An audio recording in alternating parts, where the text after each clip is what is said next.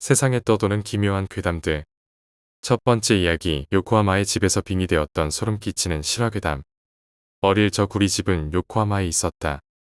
아버지는 교회 목사님이셨고 목사님치고는 상당히 호탕한 성격이라 신도들에게 인기도 많았다. 나는 믿음이 깊지는 않았기에 기도는 밥 먹기 전 가족과 함께하는 거 쇠에는 거의 하지 않았다. 우리 가족은 평온한 나날을 보내고 있었다. 그러던 어느 날 누나가 골동품점에서 커다란 고서를 사왔다. 누나는 오컬트 마니아라 그런 물건만 보면 사족을 못 쓰는 사람이었다. 아버지는 누나가 이런 걸 사올 때마다 핀잔을 주셨다. 성직자의 딸이 이런 걸 사모으는 게 말이나 되냐.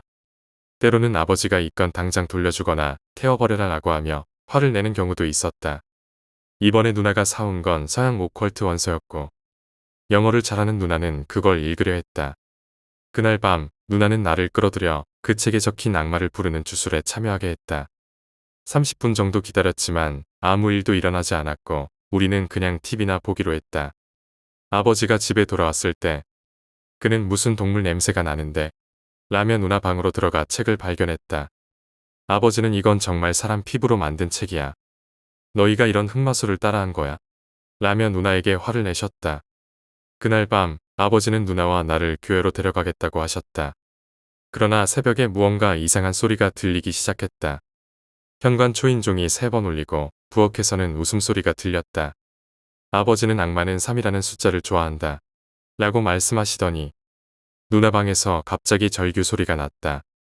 방 안에 있던 것은 누나가 아니었다. 검은 눈동자를 한 누나는 긴 혀를 내밀며 이상한 말을 하고 있었다. 아버지는 누나를 차로 교회에 데려가 엑소시즘을 준비하셨다. 나는 아버지에게 악마가 누나에게 신 것인지 물었고 아버지는 그렇다고 하셨다. 교회로 가는 길에 이상한 일이 계속해서 일어났다. 검은 고양이를 3번 치고 신호등이 이상하게 바뀌었다. 하지만 아버지는 침착하게 누나를 교회로 데려가셨다. 아버지는 기도를 시작했고 악마의 이름을 물었다. 악마가 예수를 비난하는 소리를 내며 저항했지만 아버지는 끝까지 기도를 멈추지 않으셨다. 30분 후 누나는 아빠 도와줘 라고 외쳤지만 아버지는 엑소시즘 도중에는 말을 걸지 말라고 했다. 아버지는 끝내 악마의 이름을 알아냈고 교회의 창문들이 흔들리기 시작했다. 나는 그 순간 기절했다. 정신을 차렸을 때는 병원이었다. 누나는 회복되었고 악마는 사라졌다. 그 후로 아무 일도 일어나지 않았지만 몇 년 후 태어난 누나의 아이 몸에는 666이라는 각인이 새겨져 있었다. 조카는 이상한 말을 했는데 엄마, 바다는 가지 말자 라고 했다. 두 번째 이야기, 기분이 나쁜 심령장소. 올여름 소꿉친구 집으로 가는 길에서 겪은 이야기다. 자전거를 타고 15분 거리였는데 가는 도중 신칸센 고가철도 밑을 지나야 했다. 그곳은 언제나 기분이 나빴다. 사람들은 그곳에서 귀신을 봤다고 말하곤 했다. 나는 귀신을 믿지 않았기에 노래를 부르며 지나갔다. 그런데 티셔츠에 청바지를 입은 사내 아이가 가로등 근처에 서 있었다. 지나가는 순간 이상하게도 사내 아이는 내가 본 배수로 옆에 있었다. 뒤를 돌아봤지만 아무도 없었다. 다시 출발하려는 순간 그 아이는 내 바로 앞에 서 있었다. 나는 놀라 자전거를 피하려다 넘어졌다. 그 순간 아이의 얼굴이 보였는데 코와 입이 없었다. 겁이 난 나는 자전거를 타고 달려갔고 친구네 집에 도착해 겨우 안정을 찾았다. 세 번째 이야기, 태자귀. 태자귀는 아기가 태어나지 못하고 죽은 영혼을 말한다. 이 아기의 영혼은 어머니의 선택으로 죽음을 맞이한 원한을 지니고 있다. 태자귀는 천도되지 않으면 원혼이 되어 가족을 괴롭힐 수 있다. 태자귀의 영혼은 무녀가 신점을 칠 때 이용되기도 한다. 무녀는 태자귀를 불러서 접신을 하고 이 영혼을 이용해 신점을 친다. 이 과정에서 태자귀는 무녀의 명도 역할을 하며 무녀가 예언을 할 때 도움을 준다. 네 번째 이야기, 회사의 정체. 3년 전 작은 여행 회사에 파견을 갔다. 회사에는 격리 담당과 사무 담당 직원, 영업 직원, 그리고 여사장까지 총 4명이 있었다. 그런데 이상하게도 여행 회사임에도 불구하고 손님이 한 명도 오지 않았다. 메일로는 외국과의 거래가 오갔지만 실제로 회사는 아무 일도 하지 않는 것처럼 보였다. 나는 그곳에서 한 달을 일했지만 기분이 나빠 바로 다른 곳으로 옮겼다. 반년 후 그 회사 홈페이지를 우연히 발견했는데 분위기가 전혀 달랐다. 직원 사진도 많았고 회사는 활기차 보였다. 그러나 내가 일했던 그 회사와는 완전히 다른 모습이었다. 다섯 번째 이야기 우연히 만난 할머니. 몇 년 전 나는 도쿄 외곽에 있는 작은 시골 마을로 여행을 떠났다. 산과 강이 어우러진 풍경이 아름다운 그곳은 사람들이 별로 없어서 한적한 분위기를 즐기기 딱 좋은 곳이었다. 어느 날 산책을 하다가 길을 잃었고 돌아갈 길을 찾지 못해 헤매던 중 할머니 한 분을 만났다. 할머니는 아주 친절하게 길을 알려주셨고 나는 그분을 따라 마을로 돌아올 수 있었다. 길을 알려주신 할머니께 감사 인사를 드리려고 했는데 돌아보니 할머니는 이미 사라지고 없었다. 처음에는 그저 발이 빠르신가 생각했지만 이상한 기분이 들어 마을 주민들에게 그 할머니에 대해 물어봤다.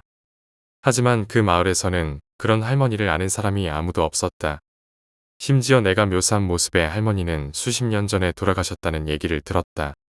나는 소름이 돋았고 그날 이후로 그 마을에 다시는 가지 않았다.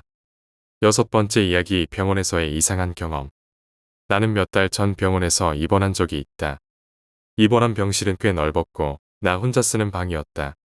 첫날 밤 불을 끄고 잠을 청하려고 했을 때 누군가 문을 두드리는 소리가 들렸다. 나는 간호사가 들어오나 싶어서 들어오세요라고 했지만 아무도 들어오지 않았다. 그 후에도 계속 문 두드리는 소리가 반복되었다. 이틀째 밤에도 비슷한 일이 벌어졌다. 이번에는 문을 열어봤지만 복도에는 아무도 없었다. 간호사에게 이 일을 말했더니 그 방에선 종종 이상한 일이 일어난다는 소문이 있다고 했다. 누구도 그 이유를 알지 못했지만 그 방에서는 가끔 불가사의한 소리가 들리곤 한다는 것이었다. 나는 그 이야기를 들은 후 그 방에 혼자 있는 게 무서워져 조기에 퇴원해버렸다. 일곱 번째 이야기 나를 따라온 그림자. 어느 날 나는 친구들과 함께 오래된 폐가를 탐험하러 갔다. 폐가는 오래전부터 귀신이 나온다는 소문이 자자했다. 우리는 장난삼아 들어갔지만 그곳은 한층 어두운 기운이 감돌고 있었다. 집안을 둘러보던 중 나는 문득 내 뒤에 누군가가 서 있는 느낌을 받았다. 돌아보면 아무도 없었지만 그 느낌은 사라지지 않았다.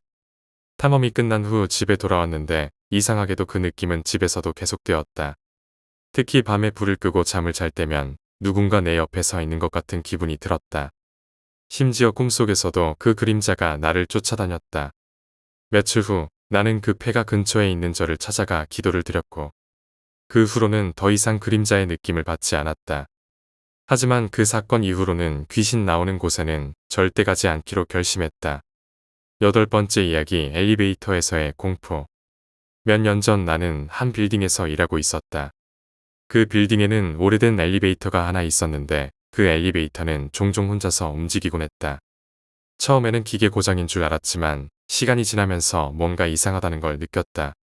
특히 밤늦게 혼자 엘리베이터를 탈 때면 항상 누군가 나와 함께 타고 있는 것 같은 기분이 들었다.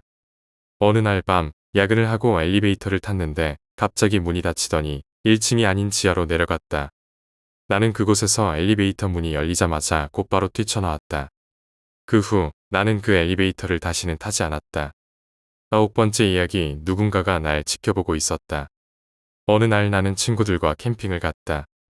캠핑장 근처에 있는 작은 숲에서 놀다가 갑자기 누군가가 나를 지켜보고 있는 것 같은 느낌을 받았다. 처음에는 그냥 착각이라고 생각했지만 그 느낌은 사라지지 않았다. 나는 계속 주위를 둘러봤지만 아무도 없었고 친구들에게 이 이야기를 하니 그들도 비슷한 느낌을 받았다고 했다. 우리는 캠핑을 계속하려 했지만 이상한 기분 때문에 결국 일찍 철수하기로 결정했다.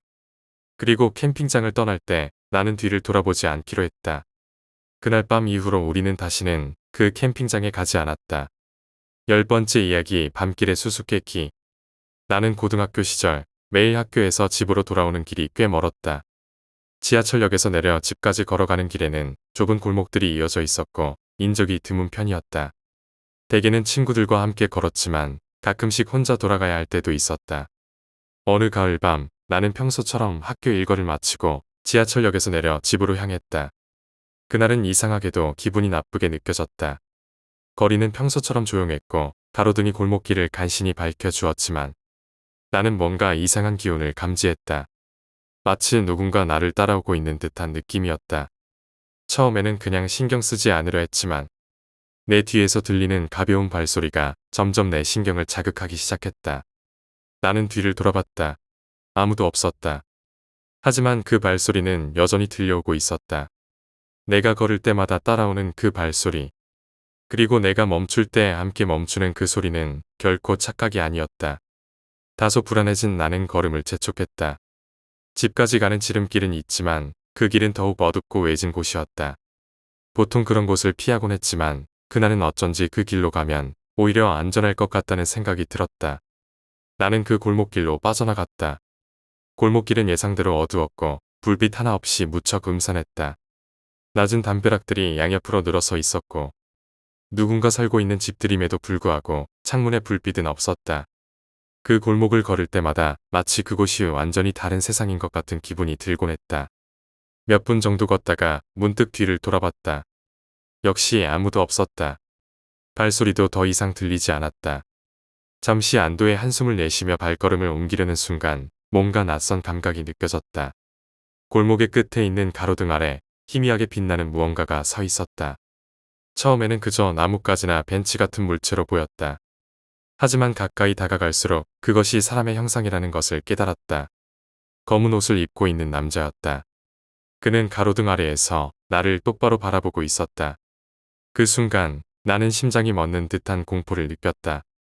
눈앞의 남자는 움직이지 않고 그저 서 있었다. 어떻게 해야 할지 몰라 그 자리에 멈춰섰지만 내 심장은 미친 듯이 뛰기 시작했다. 갑자기 그의 입술이 천천히 움직였다. 하지만 그의 목소리는 들리지 않았다. 그는 입술을 움직이며 뭔가를 말하고 있었지만 그 소리는 전혀 들리지 않았다. 나는 두려움에 사로잡혀 발걸음을 옮기기 시작했다. 그는 여전히 그 자리에 서 있었고 내게 더 가까이 다가오는 것 같지는 않았다. 하지만 그 남자가 그곳에서 날 지켜보고 있다는 사실이 더 이상 견딜 수 없었다. 나는 골목길을 빠져나와 집으로 향하는 더 넓은 길로 들어섰다. 다시 한번 뒤를 돌아봤지만 이번에는 그 남자가 보이지 않았다. 집에 도착할 때까지 나는 한순간도 뒤를 돌아보지 않았다. 문을 닫고 나서도 한참 동안 두려움에 떨었다. 그러나 다음 날 아침 나는 어제의 일을 잊으려 노력했다. 그저 피곤해서 헛것을 본 것일 거라고 스스로를 딸랬다. 며칠 동안은 아무 일도 일어나지 않았다. 나는 다시 일상으로 돌아가려 했었고 친구들과 함께 집에 돌아가곤 했다. 하지만 그 이상한 밤 이후로 집에 돌아오는 길에 혼자 있는 게 점점 더 불안해지기 시작했다. 그러던 어느 날 학교에서 야간 자습을 하고 늦게 귀가하던 중 다시 그 골목을 지나가게 되었다. 그날 밤도 역시 혼자였다. 골목길은 여전히 어두웠고 사람 하나 보이지 않았다.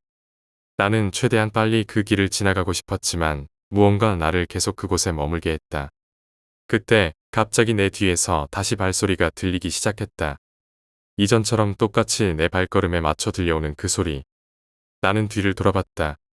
이번에도 아무도 없었다. 하지만 발소리는 확실히 들리고 있었다.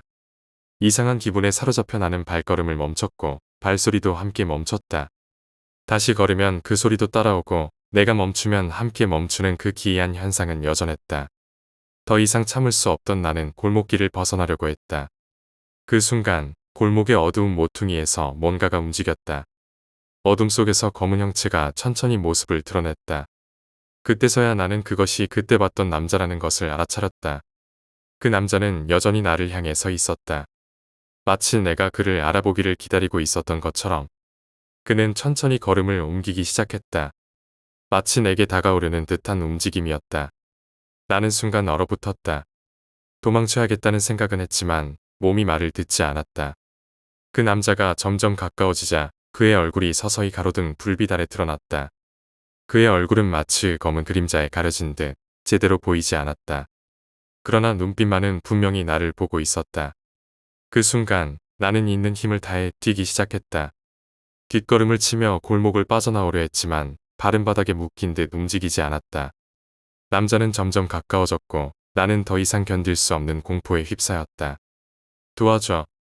나는 속으로 간절히 외쳤지만 그 소리는 밖으로 나오지 않았다. 남자는 내 바로 앞에 멈춰 섰다. 그의 입술이 다시 움직이기 시작했다. 그는 분명히 나에게 무언가를 말하고 있었다.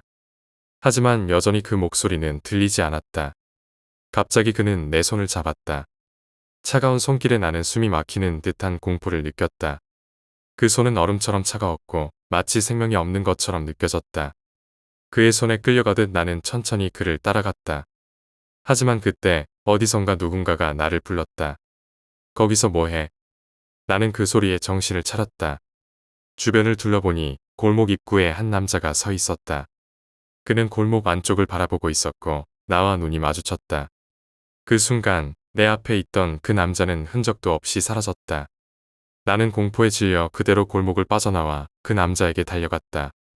그 남자는 인근 가게 주인인 듯했으며 나를 보고 걱정스러운 표정으로 다가왔다.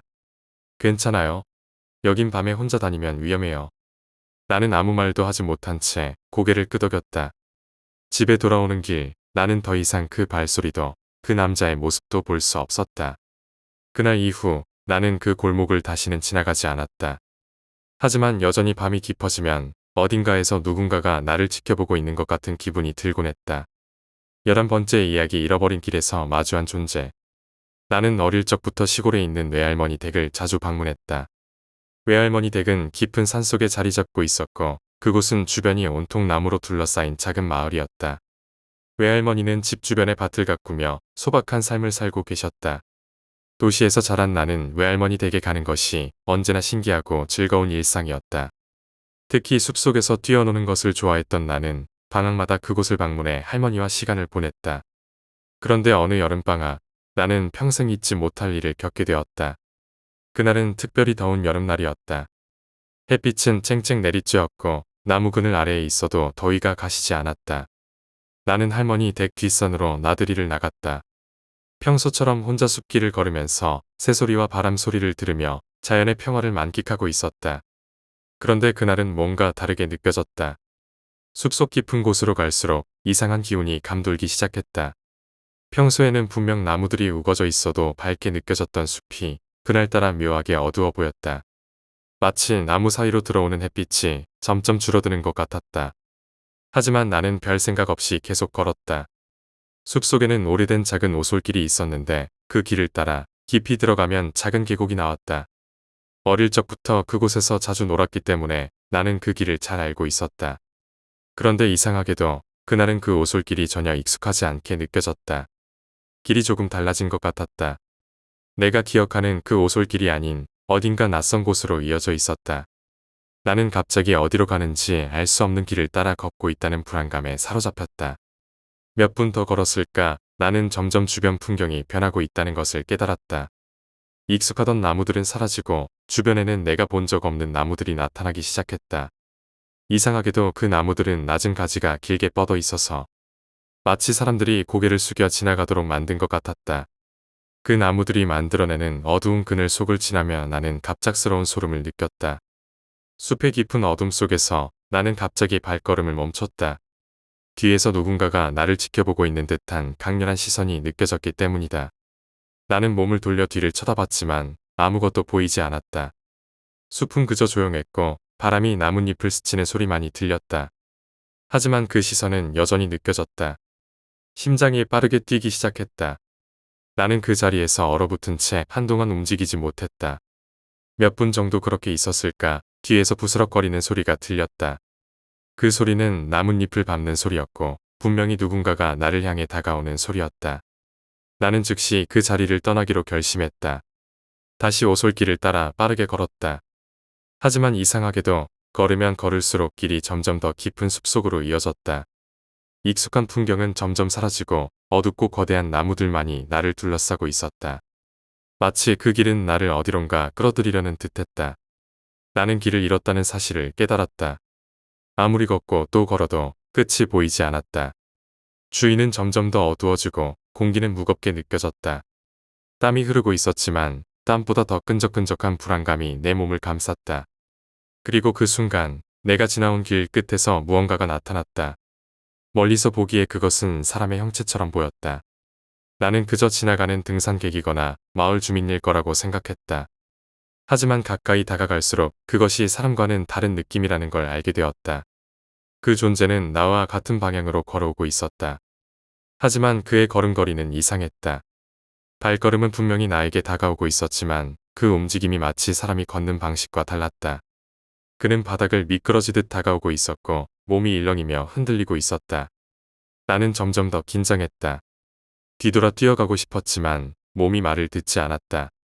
그 존재는 점점 가까워졌고 나는 그 형체를 똑똑히 볼 수 있었다.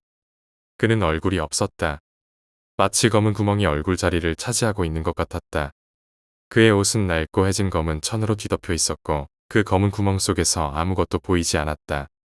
나는 그 자리에서 굳어버렸다. 온몸이 떨리고 심장은 미친 듯이 뛰고 있었다.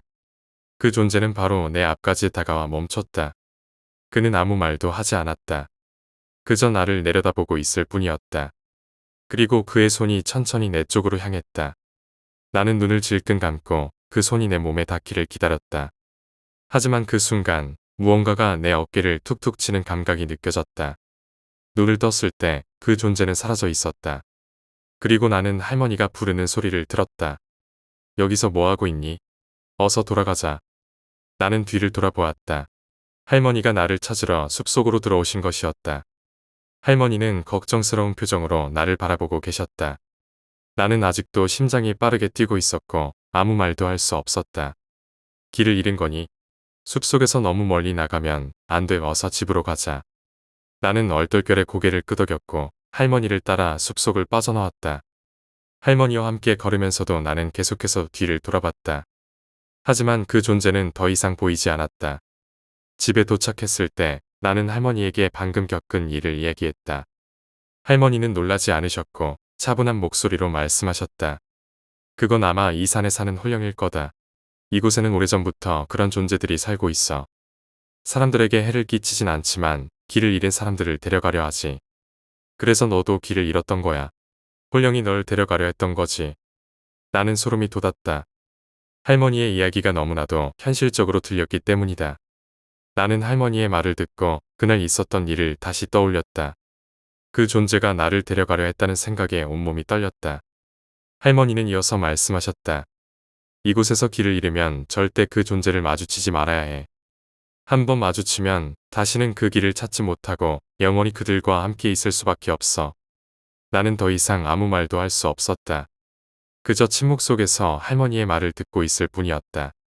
그날 밤 나는 잠을 이루지 못했다.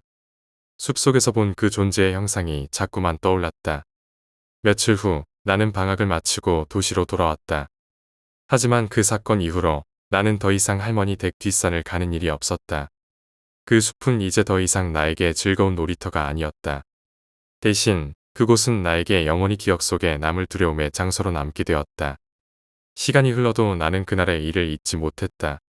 그 존재가 나를 데려가려 했던 그 순간, 그리고 할머니의 말씀이 아직도 생생하다. 아마도 그날 내가 그 존재와 더 마주쳤다면 나는 지금 이곳에 없었을지도 모른다. 12번째 이야기, 숲속에 잃어버린 영혼. 나는 대학 시절 방학 동안 자원봉사를 하기 위해 시골의 작은 마을로 떠났다. 그곳은 도시와 멀리 떨어져 있어 인터넷이나 핸드폰 신호가 거의 닿지 않는 외진 곳이었다. 어떤 사람들은 그곳에서의 생활을 불편해할지 모르겠지만 나는 도시의 소음과 혼잡함에서 벗어나는 게 좋았다. 그곳은 울창한 숲과 맑은 강이 흐르는 아름다운 마을이었다. 처음 마을에 도착했을 때 나는 그 자연경관에 압도되어 한참을 그저 서서 주위를 둘러봤다. 신선한 공기와 맑은 물, 그리고 청명한 하늘은 내가 이곳에서의 시간을 기대하게 만들었다. 나는 마을의 복지센터에서 주로 노인분들을 돌보는 일을 맡았다. 그 마을은 노령화가 심각한 곳이었고 젊은 사람들은 대부분 도시로 떠난 상태였다. 나와 같은 자원봉사자 몇 명이 이곳에 와서 생활을 돕고 있었는데 그중 몇몇은 이미 여러 해 동안 이곳을 찾고 있었다. 나는 그들과 금방 친해졌고 그곳의 삶에 점점 적응해갔다. 하루는 마을의 어르신 중 한 분이 내게 다가와 말했다. 이 마을 근처의 숲에는 밤에 절대 들어가면 안 된다네. 그곳에는 잃어버린 영혼들이 살고 있지. 처음엔 그저 노인분의 허황된 이야기로 생각했다. 어릴 때부터 시골 마을에서는 흔히 귀신 이야기나 전설을 들을 수 있었기 때문이다. 그래서 나는 그 이야기를 가볍게 흘려넘겼다. 하지만 이상하게도 마을 사람들 대부분이 그 숲에 대한 이야기를 할 때마다 신경질적으로 반응했다. 특히 한밤중에는 절대로 숲에 들어가지 말라는 경고가 이어졌다. 숲에는 영혼이 돌아다닌다. 밤에 그곳에 들어가면 다시는 돌아오지 못할 수도 있지.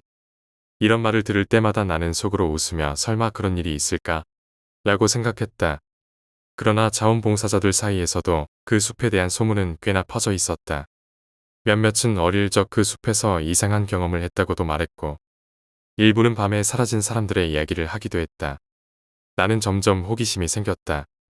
숲속에서 어떤 일이 벌어진다는 걸까? 사람들은 왜 그곳에 대해 이렇게 두려워하는 걸까? 그리고 무엇보다도 정말로 그 숲에는 무언가가 있는 걸까? 그러던 어느 날, 내 호기심은 결국 행동으로 이어지게 되었다. 나는 자원봉사자 중 한 명인 미카와 숲을 탐험해보기로 했다. 미카는 나와 같은 대학생으로 나와 마찬가지로 자연을 좋아하는 친구였다. 우리는 마을 사람들의 경고를 무시하고 대낮에 숲속으로 들어갔다. 숲은 처음부터 매우 고요하고 평화로웠다. 새들이 지저귀고 나무 사이로 따뜻한 햇살이 내려앉았다. 우리는 그 경치에 매료되어 산책을 이어갔다. 숲길은 예상보다 깊었고 나무들이 점점 더 울창해졌다. 몇 시간을 걷다 보니 우리는 숲의 중앙부에 다다른 것 같았다. 여기까지 오는 길은 특별히 위험하거나 기이한 점은 없었다. 그러나 숲속 깊은 곳에 다다르자 우리는 낯선 느낌을 받기 시작했다. 주위가 갑자기 더 어두워지고 차가운 바람이 나무들 사이를 스쳐 지나갔다. 아무리 낮이라도 햇빛이 거의 닿지 않는 숲속 깊은 곳에서는 어두움이 짙게 깔렸다. 그리고 그 순간 나는 마을 사람들이 왜 이곳을 두려워하는지 조금씩 이해하기 시작했다. 미카는 내게 웃으며 말했다. 그냥 우리 착각하는 거겠지. 무서워할 필요 없어. 그러나 나는 점점 불안해지기 시작했다. 뭔가가 우리를 지켜보고 있다는 느낌, 누군가가 우리의 뒤를 따라다니는 것 같은 기분이 들었다. 우리는 그저 걸음을 재촉했다. 하지만 몇 분이 지나도 그 느낌은 사라지지 않았다. 나무 사이에서 어딘가 낯선 시선이 느껴졌다. 그 시선은 보이지 않았지만 뚜렷하게 나를 향하고 있는 것처럼 느껴졌다. 미카도 갑자기 조용해졌다. 그녀도 같은 느낌을 받았을 것이다. 우리는 그제서야 다시 마을로 돌아가기로 결정했다. 하지만 되돌아가는 길이 쉽지 않았다. 어딘가 방향을 잘못 잡은 건지 우리는 점점 더 깊은 곳으로 들어가고 있었다. 주위는 온통 나무와 덤불로 가득 차 있었고 길이 어디로 이어지는지 전혀 알 수 없었다. 이쪽이 맞는 것 같아. 나는 미카에게 말했지만 사실 나도 확신이 없었다. 우리는 그저 본능적으로 발걸음을 옮겼고 그 과정에서 숲은 더욱 음침해져 갔다. 나무들은 마치 우리를 가둬두려는 듯이 더 촘촘하게 둘러싸였고 공기는 점점 무거워졌다. 그러던 중 우리는 숲속의 한 빈터에 도착했다. 그곳은 갑자기 나무들이 없고 평평한 땅이 펼쳐진 작은 공간이었다. 하지만 그 빈터는 분명 이상한 분위기를 풍기고 있었다. 우리는 그곳에서 멈춰섰고 그 순간 이상한 소리가 들리기 시작했다. 처음엔 바람 소리일 거라고 생각했다. 하지만 그 소리는 점점 더 뚜렷해졌다. 분명히 누군가가 말을 하고 있었다. 작고 희미한 목소리가 숲속 어딘가에서 울려 퍼지고 있었다. 우리는 동시에 그 소리를 들었고 순간적으로 눈을 마주쳤다. 저게 뭐지? 미카가 떨리는 목소리로 물었다. 나는 대답할 수 없었다. 그저 그 소리에 집중하고 있었다. 그 소리는 아이의 목소리 같았다. 아주 작은 목소리로 무언가를 중얼거리고 있었다. 우리는 그 빈터를 나가려 했다. 그러나 그때 빈터 한가운데에서 무언가가 움직였다. 처음에는 나뭇가지나 작은 동물인 줄 알았다. 하지만 점점 더 가까이 다가가자 그것이 사람의 형상이라는 걸 알아챘다. 그 형체는 마치 어둠 속에서 서서히 모습을 드러내는 것 같았다. 그 존재는 우리를 향해 서 있었다. 하지만 뭔가 이상했다. 그 형체는 사람처럼 보였지만 분명히 사람이 아니었다. 그의 눈은 텅 비어 있었고 몸은 어둠에 휩싸여 있었다. 나는 그 순간 숨이 멎을 듯한 공포를 느꼈다. 미카도 움직이지 못한 채 그 존재를 응시하고 있었다. 그 존재는 그저 서 있었다. 하지만 그의 눈은 분명히 우리를 보고 있었다. 그 눈빛은 차갑고 무표정했으며 마치 우리를 꿰뚫어보는 것 같았다. 몇 초간 우리는 그 존재와 눈을 마주쳤다. 그러다 그 존재가 천천히 입을 열었다. 하지만 그 목소리는 들리지 않았다. 그의 입은 움직였지만 아무 소리도 나오지 않았다. 나는 무언가 잘못되었다는 것을 직감했다. 그 존재는 우리를 이곳에 가두려 하는 것 같았다. 갑자기 미카가 내 팔을 잡아당겼다. 여기서 나가야 해. 그녀의 목소리는 떨리고 있었다. 나는 즉시 그녀를 따라 발걸음을 옮겼다. 우리는 그 빈터에서 도망치기 시작했다. 하지만 아무리 도망쳐도 그 존재의 시선은 여전히 우리를 따라오는 것 같았다. 그 시선에서 벗어나려고 했었지만 그 감각은 사라지지 않았다. 숲은 점점 더 어두워졌고 우리는 길을 잃었다. 이게 다 내가 숲에 들어오자고 해서 그런 거야. 미카가 다급하게 소리쳤다. 나는 그녀에게 미안하다는 말을 할 수 없었다. 지금 우리가 처한 상황은 단순한 모험심에서 벌어진 일이 아니었다. 이곳은 우리가 들어올 곳이 아니었다. 그 순간 다시 그 목소리가 들려왔다. 아이의 목소리였다. 숲속 깊은 곳에서 들려오는 그 목소리는 점점 더 가까워지고 있었다. 우리는 멈춰서서 그 소리를 들었다. 그리고 그 소리는 분명히 이렇게 말하고 있었다. 도와줘. 미카와 나는 다시 눈을 마주쳤다. 우리는 그 목소리가 어디에서 나오는지 알 수 없었다. 하지만 그 목소리는 우리를 향해 울리고 있었다. 여기서 나가자. 나는 떨리는 목소리로 말했다. 우리는 다시 달리기 시작했다. 숲속에서 그 소리는 점점 더 크게 들렸다. 아이의 목소리는 계속해서 울리고 있었고 우리는 그 소리로부터 도망치기 위해 더 빠르게 달렸다. 몇 시간 동안 달린 것 같은 느낌이 들었지만 숲은 끝이 보이지 않았다. 마치 우리가 제자리에서 빙글빙글 돌고 있는 것 같았다. 그리고 어느 순간 우리는 다시 그 빈터에 서 있었다. 그 빈터에는 그 존재가 여전히 서 있었다. 그는 미동도 없이 우리를 바라보고 있었다.